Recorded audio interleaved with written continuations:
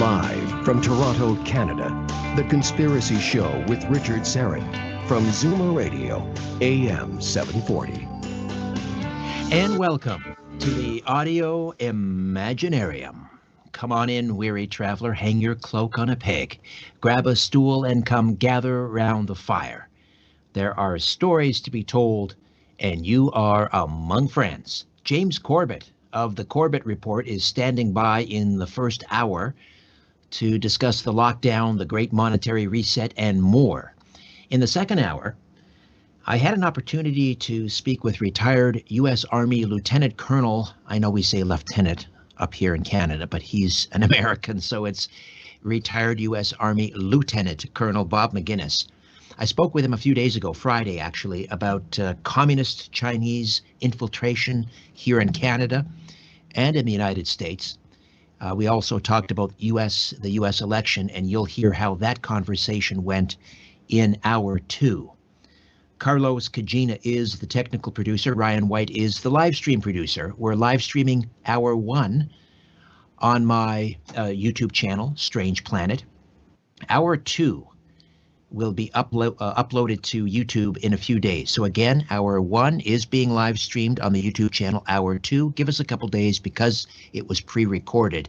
We'll get that up on the YouTube channel, Strange Planet, in a few days. Don't forget, as always, to hit that red sub button while you're on the YouTube channel if you haven't already.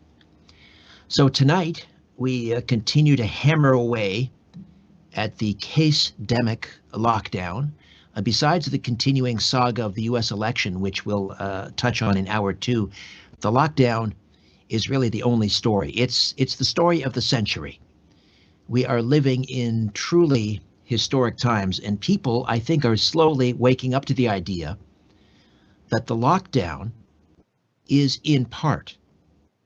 I'm not saying the virus isn't real. I'm not saying that people are not dying. I'm not saying people aren't suffering, but I'm saying that the lockdown is in part, I believe, cover for something else that's going on. The Great Reset, or as they call it at the United Nations, Agenda 2030. And what I find disappointing, a little bit distressing, is that when so-called journalists and liberal media types tell you it's all just a silly conspiracy theory, when they say that, my suggestion is you run in the opposite direction.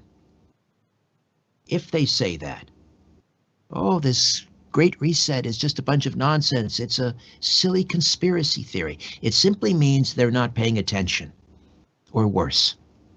I'll give them the benefit of the doubt. The folks at the World Economic Forum and the United Nations are telling us how they plan on using COVID to achieve their objective, which involves a massive wealth transfer from developed nations to developing nations. Let me read from one of the true journalists left in Canada, Toronto Sun columnist Laurie Goldstein. The column is titled, UN Climate Report Reveals Goals of Trudeau's Great Reset. Conservative MP Pierre Poilievre was falsely condemned recently for trading in conspiracy theories.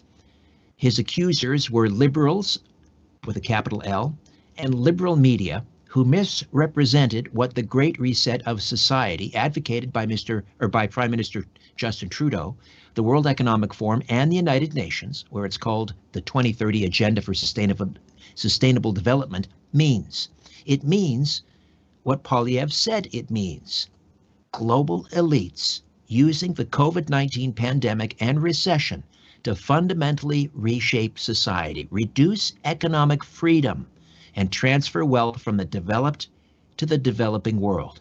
It's not a conspiracy. It's out in the open. It's not a plot for global dictatorship. It's a globalist plan to convince people living in democracies in the developed world to accept a lower standard of living. What reducing industrial greenhouse gas emissions actually means. We're told, save the planet from catastrophic global warming. Under the plan, according to the UN, Trudeau's announcement Friday that he'll raise his carbon tax to $170 per ton of emissions by 2030 is already obsolete. Trudeau says it will help Canada exceed his 2015 Paris Climate Agreement target of reducing Canada's emissions to 30%, now 32%, below 2005 levels by 2030. But in its annual emissions report released 2 days before Trudeau's announcement, the UN said even if every country meets its Paris targets, global temperatures will increase by a catastrophic 3 degrees Celsius this century. The UN now says if the Paris Agreement goals are to be achieved, countries must collectively increase their ambitions threefold to get on track to a 2 degrees Celsius goal and more than fivefold to get on track to 1.5 degrees Celsius goal. The UN says the only way this can be done, along with the ever-increasing carbon taxes, is by altering human behavior. Altering. Starting to get the picture now, folks? Keeping us locked indoors? Altering our behavior? While the UN condemns the wealthiest 1% of the world's population for generating more than twice the emissions of the poorest 50%, its real agenda is to engineer dramatic lifestyle changes throughout society, and in particular to what Trudeau calls the middle class. That's you and me. As the UN puts it, lifestyle changes are a prerequisite for sustaining reductions in greenhouse gas emissions and for bridging the emissions gap. Around 2/3 of global emissions are linked to private household activities. They don't like your cars, they don't like your fireplaces, they don't like your kitchen stove.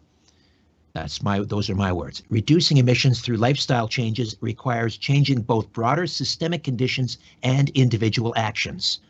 Governments, the UN says, have a major role in setting the conditions under which lifestyle changes can occur through shaping policy, regulations, and infrastructure investments necessary to bring about wider changes in the social, cultural, political, and economic systems in which people live.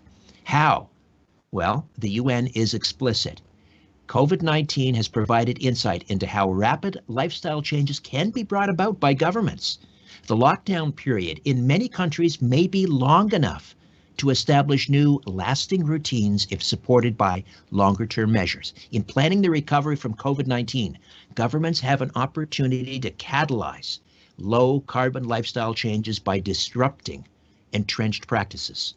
Governments can achieve these goals, the UN says, through taxation and other policies affecting fundamental transition or decisions we make about our lives, from what we eat, preferably meatless, low-carbon diets, to how we travel, less by air, more by subsidized electric cars, to how we power our homes with wind and solar energy, at least for higher income earners, given the costs, and much, much more.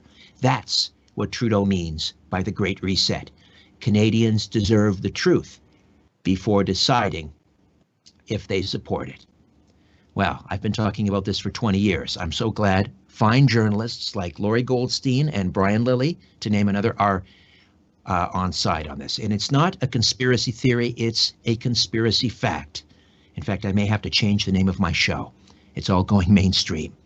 Here to discuss the lockdown, the Great Reset, including a possible global monetary reset, is James Corbett. James is an award-winning investigative journalist. He's lectured on geopolitics, delivered presentations on open source journalism at the French Institute for Research in Computer Science and Automations. And he's also, of course, the editor, writer, and producer of the Corbett Report beginning in 2007, an outlet for independent critical analysis of politics, society, history, and economics. James Corbett, welcome to The Conspiracy Show. How are you? I'm doing as well as can be expected given the circumstances that we're all living under right now. But I do appreciate you for having me on again, Richard. It's been a couple of years since we last spoke, but as I know you know, things are getting more serious than ever. So I'm glad you're one of the voices that are speaking up about the very, very dark times that we're heading into. Right. And I just, I read, I thought it deserved a full read. Laurie Goldstein's piece, again, one of the few journalists in Canada that still, or there is able to speak about this, or that has the temerity, or I guess the courage is the word, to speak about this. Would you concur with the main sort of themes of this, that the lockdown and COVID, although, you know, I do believe the virus is real, but it's being used as cover for, among other things, UN Agenda 2030? I think not only would I agree with that, I would go several steps further, because if we want to look at the very, very long-term consequences of what we are looking at here. It is not just about the expectation of austerity that's being bred into the population right now as we move towards the neo-feudal plantation, but ultimately the end goal is for a massive culling of the human population down to levels that are quite drastically smaller than they are today. Depending on which of the globalists you want to listen to, for example, Ted Turner has proposed bringing the human population down to 250 million people, but he has been in bed with the Rockefellers of the world and the Bill Gates of the other world and other people that he has on the record been conspiring with behind the scenes to try to bring these plans about. That is ultimately where we are heading. So we are being prepared and conditioned for a prolonged period of economic devastation of the verities that we have grown up with our entire lives and lived with our entire lives. And that is really just a preparatory stage to the culling of the human population, which is part of the longer term agenda. So someone on Twitter today, I thought, made a brilliant point, and that was they keep sort of moving the goalposts. First of all, it was 2 weeks to flatten the curve, and then then they extended that, of course, on and on and on, and then they opened it up for a little bit, and then they won't tell us exactly how long. And the reason for that is, if they really told us the truth, there'd be rioting in the streets, because the truth is they intend to keep us locked down indefinitely. This is an incredibly important point of the propaganda that we've been subjected to this year, which is to keep the population constantly expecting that things are about to change just around the corner, just 2 weeks to flatten the curve, etc., just long enough to condition us to accept what is going on until the point at which eventually it is revealed that, well, we have entered the new normal and things will never, ever go back to what you expected them to be. The latest iteration of that, of course, is the rollout of the vaccines that are going to save us all, which we've been promised all year. And now that these experimental mRNA and DNA vaccines, never before approved for human use, are being given emergency authorization by the FDA and the UK government and the European Medicine Agency, despite the fact that the clinical trials that are testing their safety and efficacy are still ongoing. Let me underline that. Everyone who takes one of these vaccines is participating in an ongoing experiment with the public. But having said that, even now they're starting to say, well, we don't know if these vaccines will even prevent people from spreading this deadly killer virus. So you'll still have to observe social distancing and the masks and all of the other mandates that are now going to be part of our lives.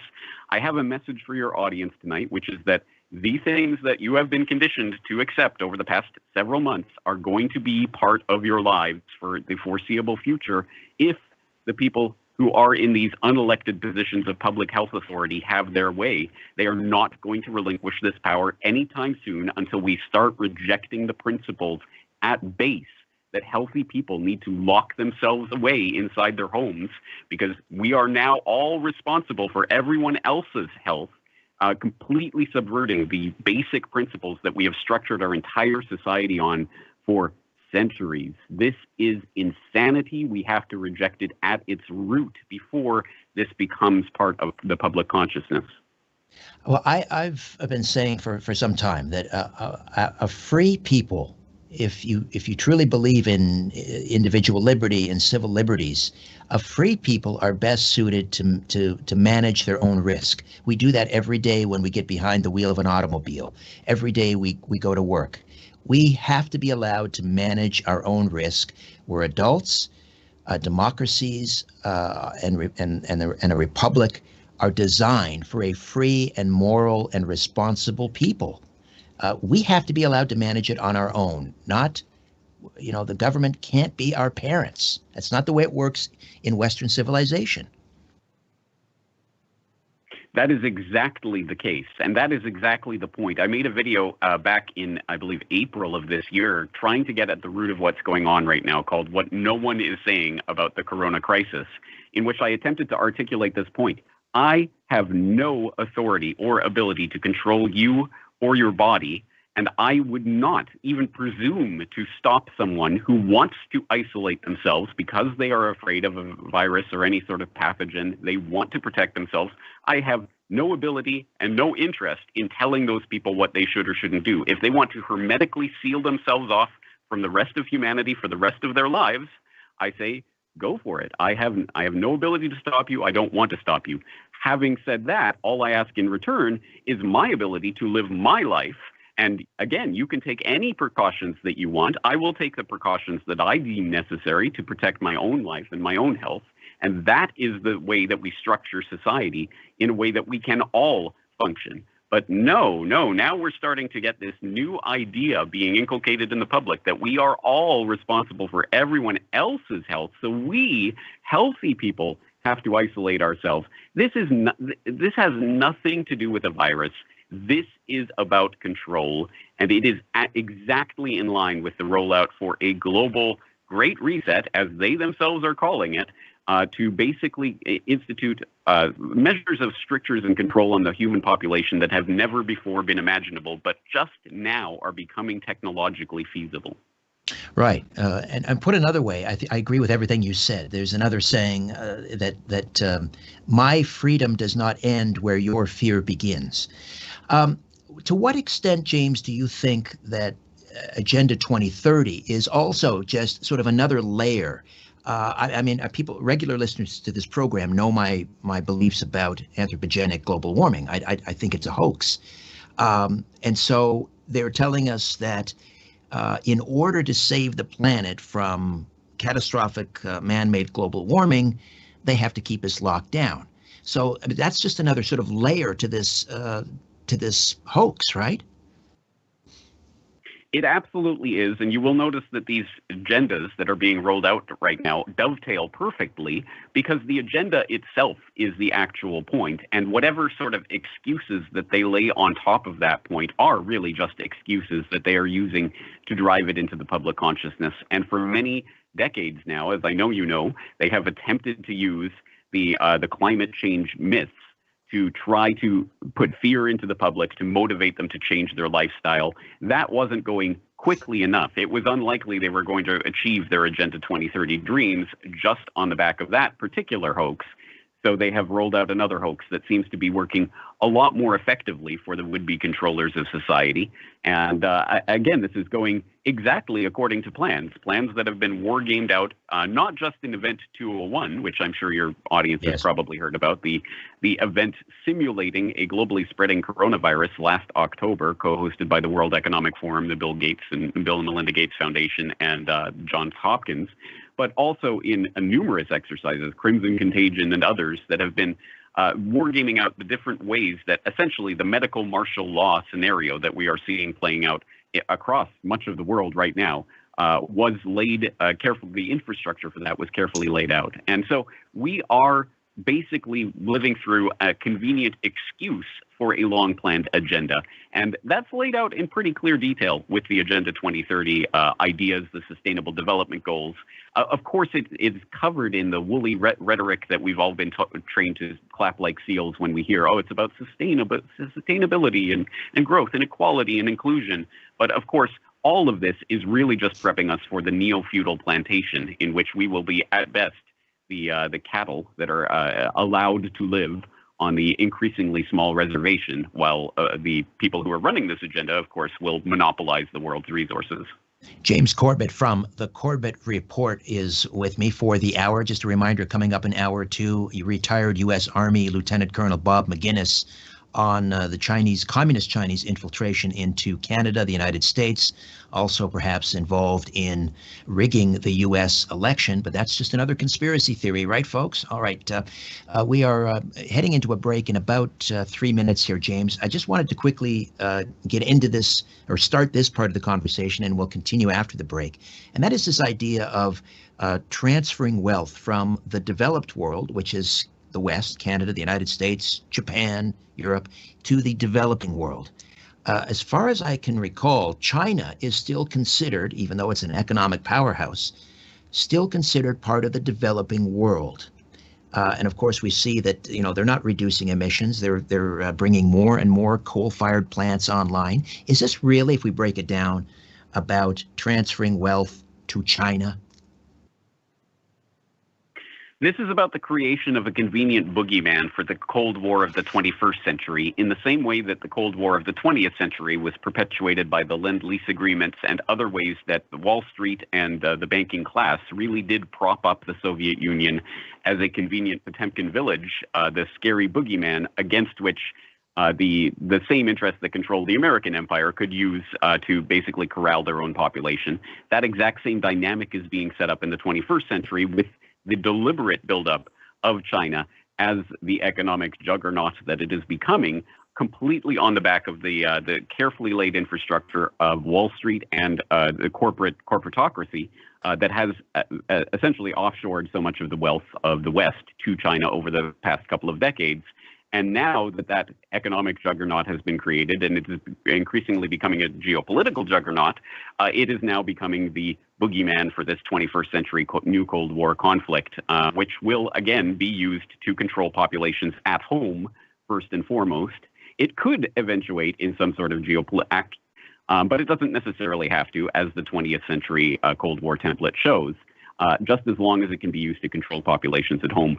If people want more information on that, I would highly suggest they check out a report that I did several years ago now on China and the New World Order, detailing those connections, how they were built up by David Rockefeller and his associates and cronies in the 1980s, and then through the corporate transfer of wealth in the 1990s, research and development that has led to the creation of the Chinese juggernaut of today. It was a deliberate strategy, and it's paid off quite well for the would-be controllers of society. All right, James, we'll take a time out and continue to discuss the lockdown and the Great Reset right here on The Conspiracy Show. My name is Richard Serrett. Stay with us.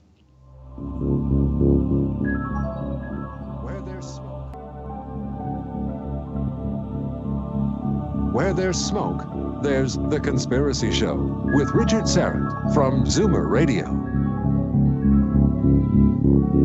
James, how do we watch the Corbett Report and watch your documentaries, read your articles, and so forth?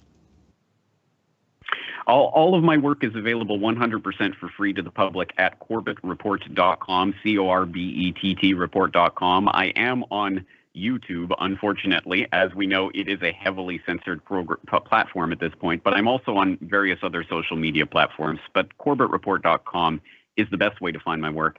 And in fact, specifically for what is going on right now, I would highly suggest people go to corbettreport.com/Gates, Gates, for my 2-hour documentary on who is Bill Gates, talking about the Bill and Melinda Gates Foundation's influence on absolutely every aspect of the agenda that we're talking about right now, how it is developed, how it monopolized that control, and ultimately how it plays into that depopulation agenda that I talked about earlier.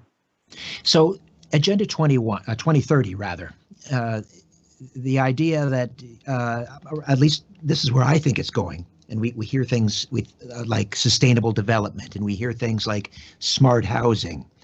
Excuse me. So do they intend by 2030 to have us out of personal automobiles, no more flying, no more, well, the suburbs obviously are an anathema to sustainable development. Do they want us out of large houses into stacked housing? Is this the aim? Do they think they can do this by 2030?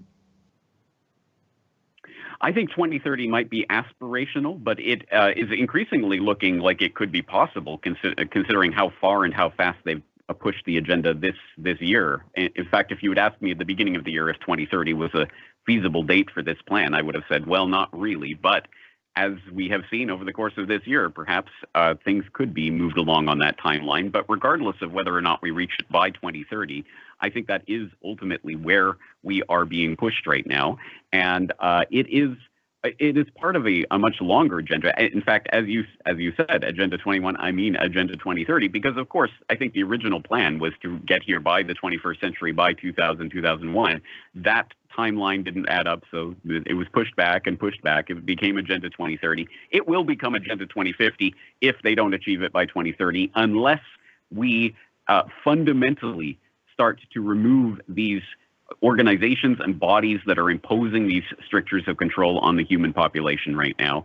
That's going to be a monumental task, but it really is the task of free humanity, because everything that Agenda 2030 is aimed at is eliminating independence from humanity, independent spirit, independent ability to act without the blessing and approval of corporate/governmental overlords, to the point where literally you can't leave your house without permission in various countries around the world today. And that would have been a remarkable statement to make at the beginning of the year. Oh, how things have changed in the course of 1 year. Can you imagine where they will be 1 decade from now? So is this in some regards another beta test, and each time something like this happens, they're just going to up the ante in terms of restrictions? I think we have crossed the threshold into a new paradigm with this event, and it is called the biosecurity paradigm. I have been talking about this for several months, but I think it was best articulated by an Italian philosopher named Giorgio Agamben, who wrote about the biosecurity state. He has been writing for years about constitutions and times of emergency, and how constitutions of various countries can be subverted by various events. And he noticed as soon as this started playing out this year with the lockdowns, he started to notice the parallels between the previous paradigm, the terror paradigm. We were all supposed to be in mortal existential fear over this terrorist threat that has been eclipsed seemingly overnight by this new viral threat, which is even more insidious because, again, the entire package that we're being sold this year is this idea that not only are these terrorists walking around, people who actively, consciously are trying to inflict pain and suffering on others. No, now anyone could be a terrorist, a bioterrorist, an asymptomatic carrier of this viral infectious pathogen that's spreading their germs willy-nilly if they're allowed to just wander anywhere, which is why we have to come in and control absolutely every aspect of your existence and every breath you take. That is a wonderful, convenient excuse for people who want to eliminate freedom and independence from humanity. And we've seen that play out in every possible way this year, right down to, of course, the elimination, or at least the virtual eradication of small businesses, independent businesses, in favor of the gigantic mega corporations that are thriving, even as the average person is being put out of work or on the economic ropes as a result of what's going on right now. Eventually, of course, the plan is to get the population in a position of dependence on government largesse, because the government will come in to take care of us with its wonderful stimulus, which will eventually be rolled into a UBI, universal basic income, with some strings attached, of course, making sure that you have your vaccination, making sure that you are complying with all of the rules and strictures imposed by the public health authorities, etc. And that is ultimately what this is about. It's a new paradigm. It's a biosecurity paradigm based on this idea of bioterrorists asymptomatically spreading whatever viral pathogen they tell us is spreading through the population, and getting us to do whatever they say, jump through whatever hoops they ask us to jump through in order to protect the rest of the population. Many of us are familiar with the term the Great Reset from Carl Schwab from the World Economic Forum, and his book on COVID-19 and the Great Reset, which came out at lightning speed, something like 4 months into the at a time when about half the world was in lockdown. Magically appears this book ready to go, but it's also been tied in, the Great Reset, that is, with something called the Fourth Industrial Revolution. How does the Fourth Industrial Revolution and artificial intelligence and robotics fit into this? So the Fourth Industrial Revolution was an idea that Carl Schwab was pimping at the World Economic Forum back in Davos in 2016. He co-authored a book about that at that time. And you'll notice that all of his books are co-authored, because I have a feeling that he's not, this 81-year-old man is probably not writing all of these books himself. But having said that, the Fourth Industrial Revolution is the concept that we're living through a new neo-industrial revolution, and this one is based on these types of cutting-edge technologies that are going to, as Schwab himself says, are going to combine our physical, biological, and digital identities. And I think he means that on the most literal as well as the most abstract levels.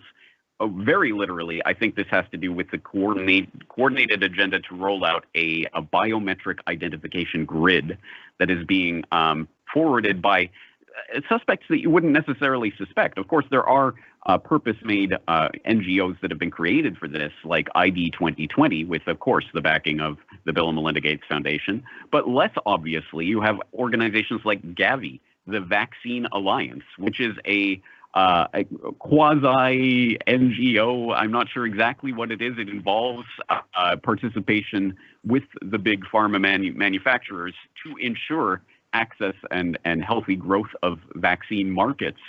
So it is a type of industrial institutional player on the scene, but it is also, in addition to its stated intention of trying to vaccinate the entire world's population, it's also now getting involved in identification schemes to directly tie in your vaccination history to an identification that will be tied into your biometric national ID, which will also eventually be tied into your digital payments, which is another aspect of this agenda that's being run by the World Economic Forum's friends and allies at the Bank for International Settlements, the International Monetary Fund, various central banks around the world, where they're trying to look at schemes for how do we put everyone on identification schemes that then we can just airdrop in stimulus checks directly into your bank account. It will take the form of a digital currency that will be created by the Federal Reserve or whatever your local central bank is, the Bank of Canada in your case, just out of nothing, of course. But this will be tied into your vaccination history, et cetera. So you see that every node on this network, every part of this web connects to every other part in a way that's almost mind-bogglingly, unimaginably large. And I think that the public suffers for their lack of imagination or understanding about how big this agenda is and how deep it goes. Schwab also talked about, in the foreseeable future, brain scans being used to determine or for risk assessment before allowing someone to cross a border or to get on a plane. Your thoughts?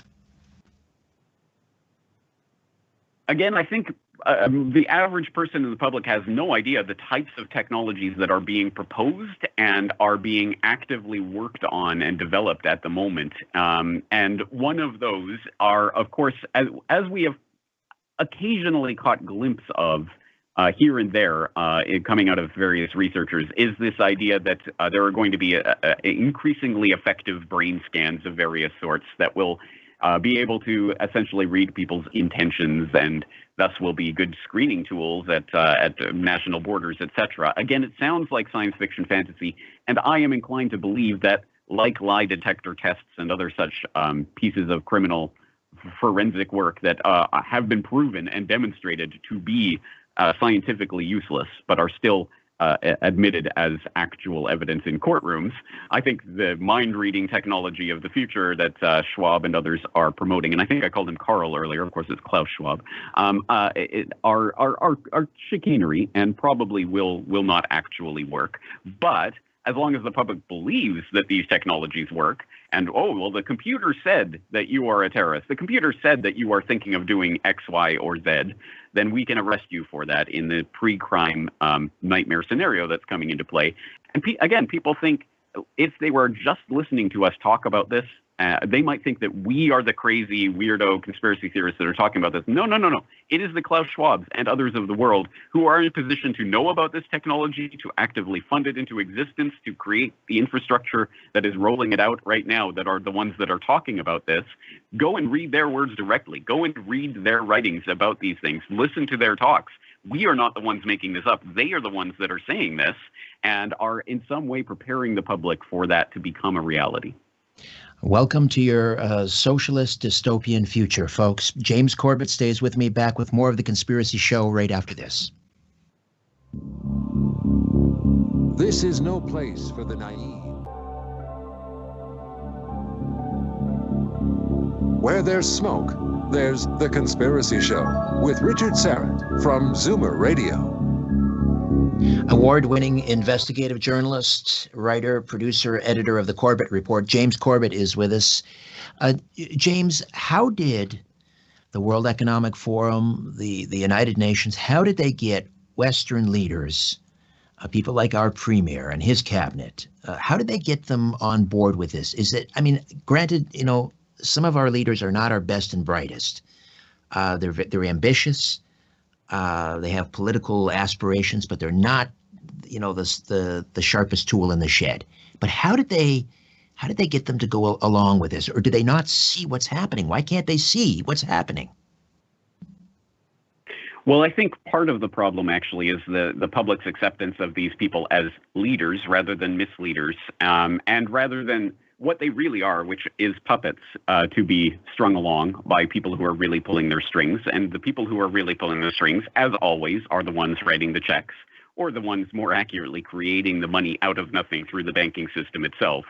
So I don't think that the political puppets that are paraded out in the public as the shadows on Plato's cave wall for us to vent our anger on, or whatever it is, are the ones that are even factors in this equation, really, because we have seen, it has been demonstrable throughout the course of this year that the people who are really able to influence and affect a global agenda are the ones in the positions of this, what we wouldn't think of as political power, but the people in positions at the World Health Organization and other international bodies like this that are now becoming de facto dictators of world policy. Of course, it's all implemented individually by individual governments. It's not that the World Health Organization or these types of bodies can actually dictate anything, but we see how this is being done. And it is being, of course, bankrolled by the likes of the Gateses and the others of the world who are providing the greasing the skids monetarily and financially for the laying of the infrastructure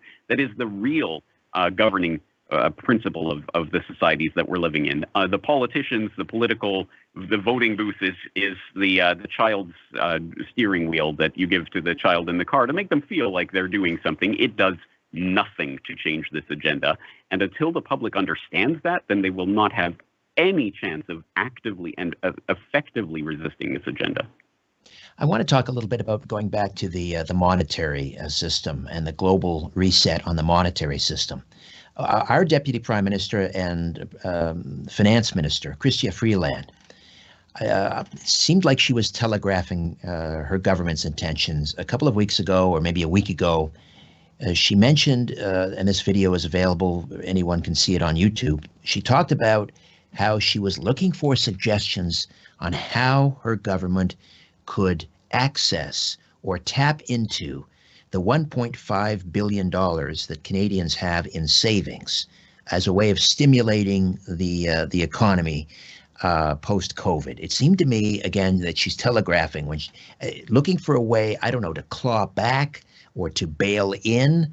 Does that sound sort of eerily familiar to you? Do you see this as maybe an attempt to, I don't know, collapse the current financial system and replace it with something else? Yes, in fact, that's exactly what I think is happening right now. And there is a very recent historical precedent for this idea, which we saw it taking place in India 3 years ago during the demonetization event, where the Indian government came out and announced, effective 6 o'clock tonight or whenever it was, suddenly those larger 500 and 1,000 rupee notes that you have in your wallet that you think are money will no longer be redeemable as money. You'll have to go to the banks and turn them in to get the new forms of those notes. And that might have been strange or surprising to some, but it was actually a brilliant move on the part of the Indian government to essentially rake in a lot of the cash, the free-floating, horrible, icky, non-traceable cash that these individual people are stuffing under their mattresses and keeping squirreled away from the government, are using to trade with each other, that they call black money. That's the term that the propagandists in India use. It's black money because it's not money that isn't taxable and the government doesn't know about it. How do we get all of that money in, and then in a way that we can make sure that everybody is taxed and controlled? Well, we'll have to recall the money, recall the larger notes, and everyone will have to trade them in. And that's exactly what happened. And as a result, one of the results of that is that India suddenly leapfrogged a number of nations to become a leading nation in terms of digital payments. A lot of Indians have turned to digital payments in the last few years. I think we are seeing a similar sort of process At least the public is being prepared for a similar process to take place in Canada and other Western nations right now. And that Indian experiment may have been essentially a trial run of that. And interestingly, who popped up during that Indian demonetization scheme to talk about what a great idea it was and how excited he was about it? Of course, Bill Gates, of course, gave lectures in India about the merits of exactly that scheme. And that, again, ties into other parts of this agenda, as everything does. For example, India, as people may or may not know, operates the largest biometric identification database on the planet. Over 1 billion people have had their fingerprints scanned and their irises scanned into a biometric ID database that then assigns every single Indian resident a 12-digit number that is tied into their Aadhaar identification, as they call it, and which then is tied into your tax rolls and your bank accounts and your financial information.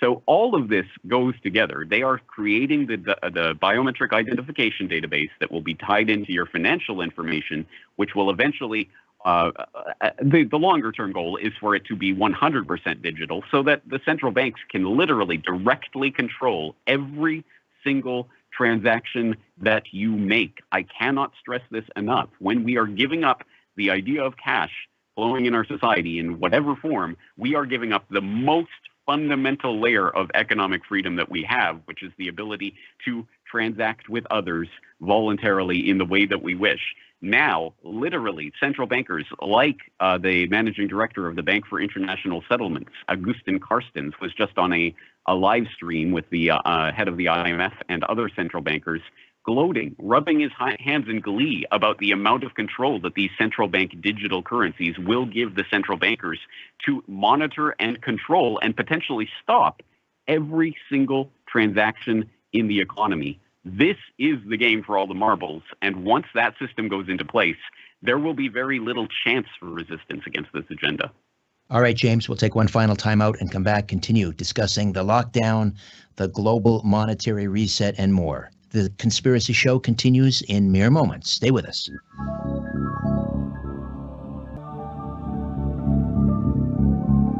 This is no place for the naive or the faint-hearted.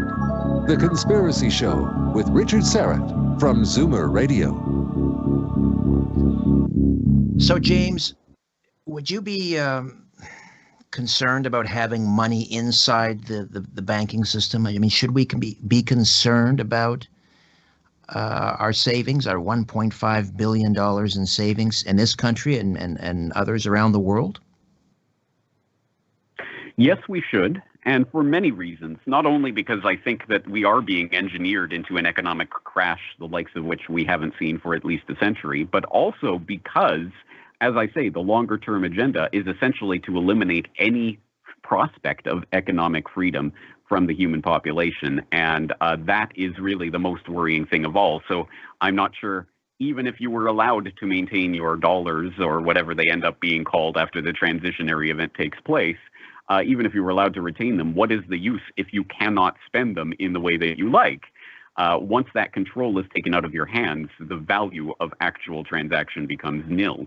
So I think that the longer term prospects for people who are interested in guarding their wealth, their actual wealth, not just zeros in their bank account, is to be found in the decentralization of control and in favoring absolutely anything that allows us to retain our ability to interact and transact with people on a direct one-to-one level without the need for a middleman, whether that be a banker or a government or anything else. Gold, silver, cryptocurrency, your thoughts? Any and all of the above, plus let's throw in LETS systems, labor exchange trading systems, various hours systems, alternative currencies, community currencies, direct barter.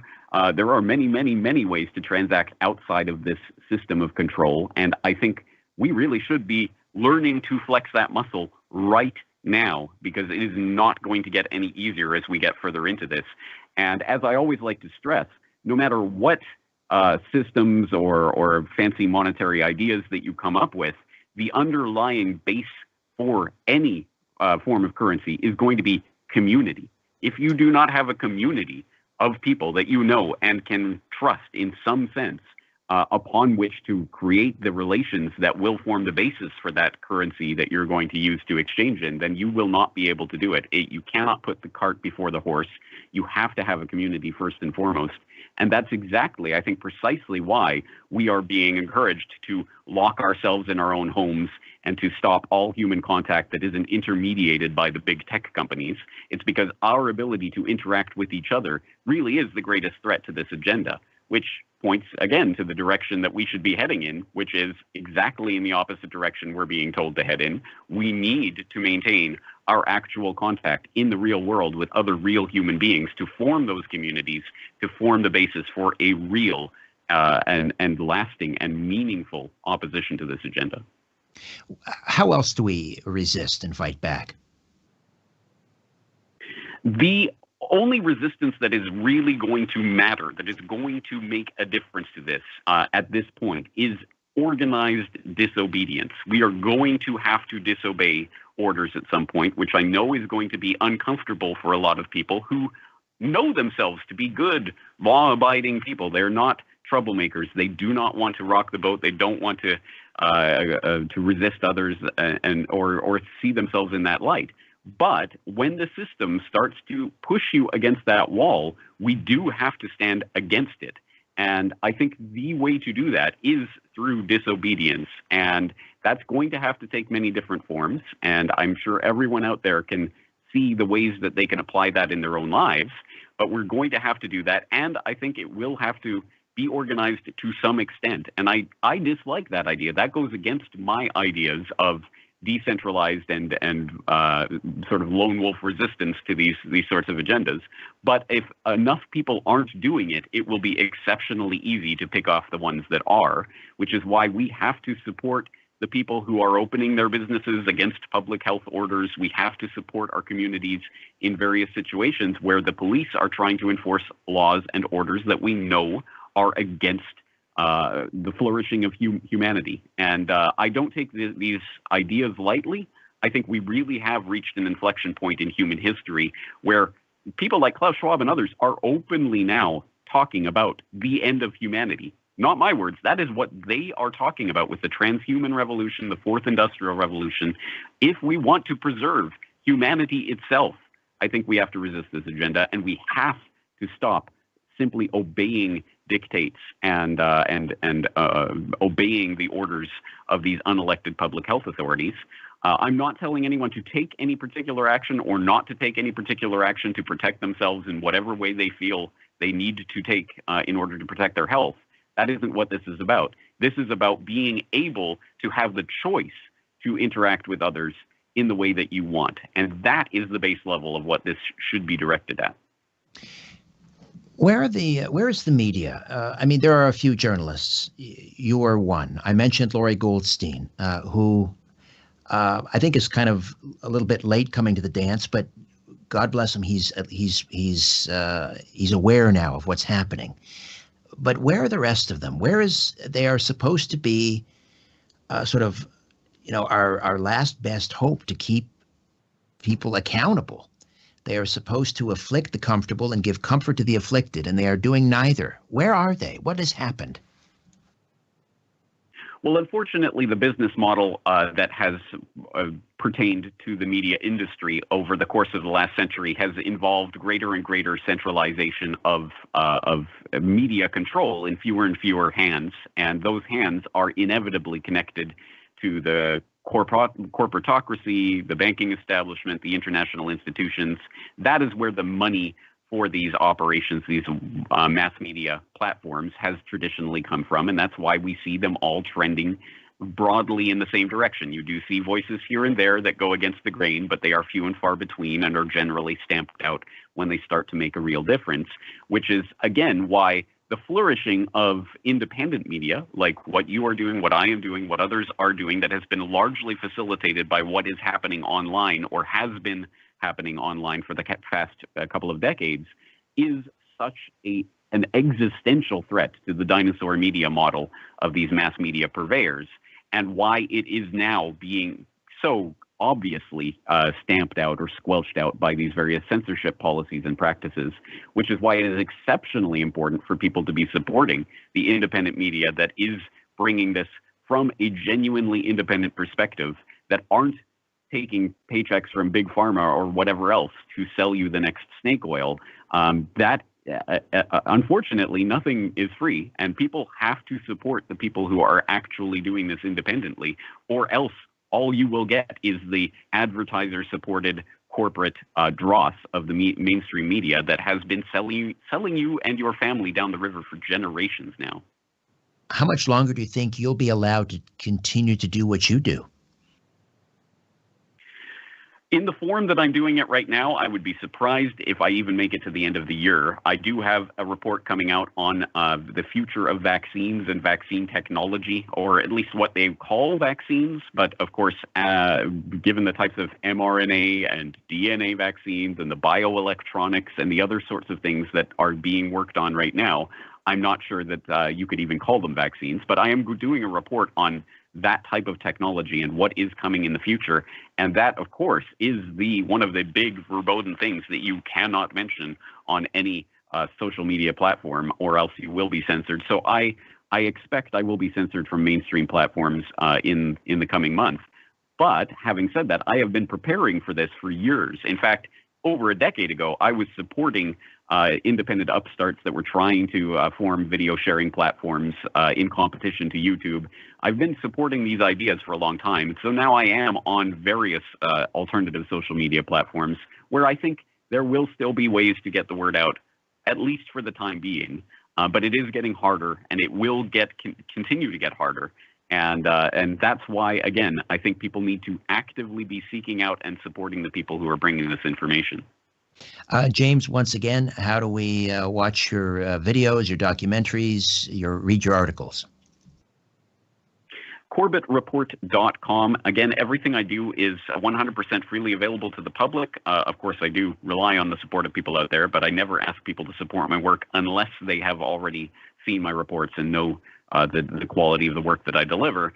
But having said that, everything I do, I always provide sources back to the source material. If I talk about Klaus Schwab or something that Christine Lagarde or someone else said, I will always include a link back to the original document or video so that you can peruse it for yourself and come to your own conclusions, because I respect the intelligence of the average person out there in a way that the mainstream corporate dinosaur media does not.